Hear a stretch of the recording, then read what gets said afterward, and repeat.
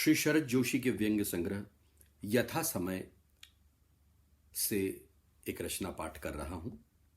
हीरा बिन अकेली। ज्योतिषी ने साफ साफ कह दिया है कि जब तक हीरे की अंगूठी नहीं पहनोगे तब तक तुम्हारा भविष्य और वर्तमान उतने ही अंधकार में रहेंगे जितना अतीत था। तभी से मुझे एक हीरे की सख्त तलाश है। ज्योतिषियों को बात कहे कोई 20 वर्ष बीत गए, हीरे की तलाश जारी है। उसने वो उंगली भी बताई जिसमें हीरे की अंगूठी पहननी चाहिए। वो उंगली भी 20 वर्ष से ज्यों की त्यों है।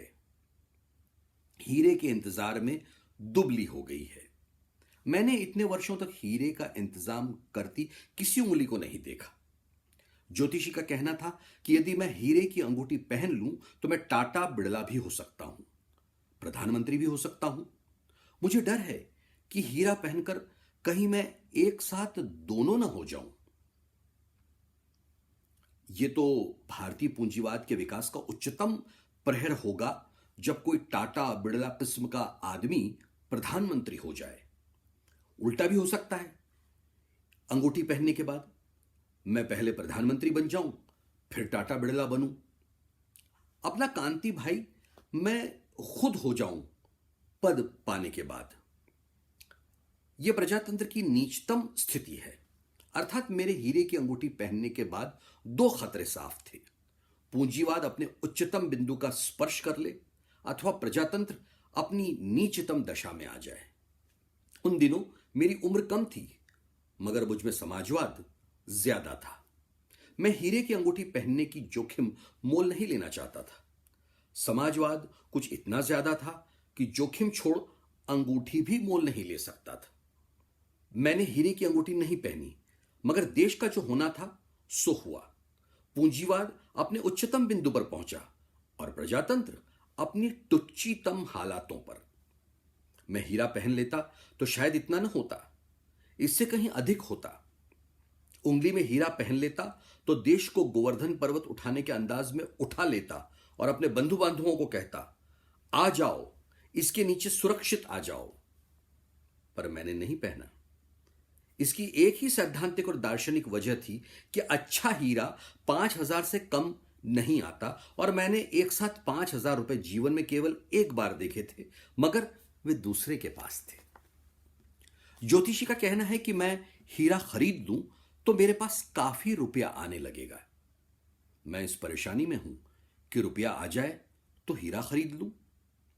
रुपया तब तक नहीं आएगा जब तक मैं हीरा नहीं पहनूंगा, और रुपया नहीं आएगा तो मैं हीरा पहनूंगा कैसे?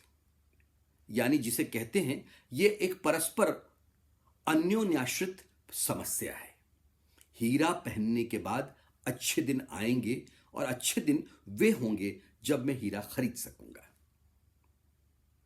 पहले मेरे दिन ज्यादा खराब थे। तब हीरा कोई 1,000-1,500 में मिल जाता था। दिन कुछ अच्छे आए यानी मैं 1,000 का हीरा खरीदने में समर्थ हुआ तो हीरे की कीमत बढ़ गई। हमारी कड़की का एक बुरा परिणाम तो यह हुआ मित्रों कि हैदराबाद के निजाम के जेवरात बिक गए और हम खरीद नहीं पाए। उसमें कुछ बहुत अच्छे हीरे थे। अगर वे मेरे पास होते तो मेरी आर्थिक स्थिति उन हीरों के प्रभाव से इतनी अच्छी हो जाती कि मैं उन हीरों को यूं ही सस्ते में बिक जाने से थोड़ी जाने देता, खुद खरीद लेता। मगर निजाम के हीरे पास न होने के कारण मैं निजाम के हीरे नहीं खरीद पाया। क्या ट्रेजेडी है। नीच, अन्योन्याश्रित।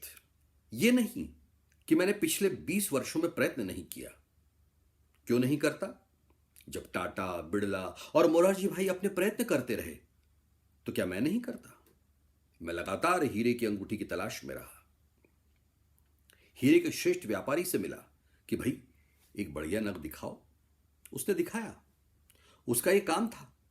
हीरा पसंद करने के बाद मैंने प्रस्ताव रखा कि तुम मुझे यह फिलहाल किराए पर उठा दो। जैसे ही हीरे के प्रभाव से रुपया आएगा मैं इसे खरीद लूंगा। वो नहीं माना। सराफे में इसकी न कोई परंपरा थी और न कोई रिवाज। मध्यम वर्ग के हित में कोई क्रांतिकारी छूट देने के मूड में वो नहीं था। बात टूट गई। उंगली इंतजार में और दुबली होने लगी। तब मैंने एक बैंक मैनेजर से चर्चा की। मैंने कहा, मैं कर्ज लेना चाहता हूं। किस वास्ते? उसने पूछा। हीरे की अंगूठी खरीदना है, मैंने कहा। फिर मैंने उसे विस्तार से समझाया कि कैसे हीरे के प्रभाव से रुपया आएगा और मैं कर्ज वापस कर दूंगा। उसने इनकार कर दिया। मैंने ज्योतिषी की राय का हवाला उसे दिया, पर उसने साफ कह दिया कि ऐसी कोई स्कीम अभी नहीं आई है। मेरी उंगली इंतजार कर रही है। मैं इस हीरा विहीन उंगली को उठा नेतृत्व को कोसता हूं कि यह देश जो मुझे एक हीरे की अंगूठी नहीं दे पाया, वहां क्या गरीबी दूर होगी और क्या बेकारी मिटेगी। सोच रहा हूं हीरे की खदान के आसपास ही जमीन का एक टुकड़ा ले लूं, खुद खोद कर देखूं मिलता है कि नहीं। वर्तमान की ऐसी की तैसी किए बिना भविष्य बनता नहीं। तब तक हीरा बिन अकेली उंगलियां मोर।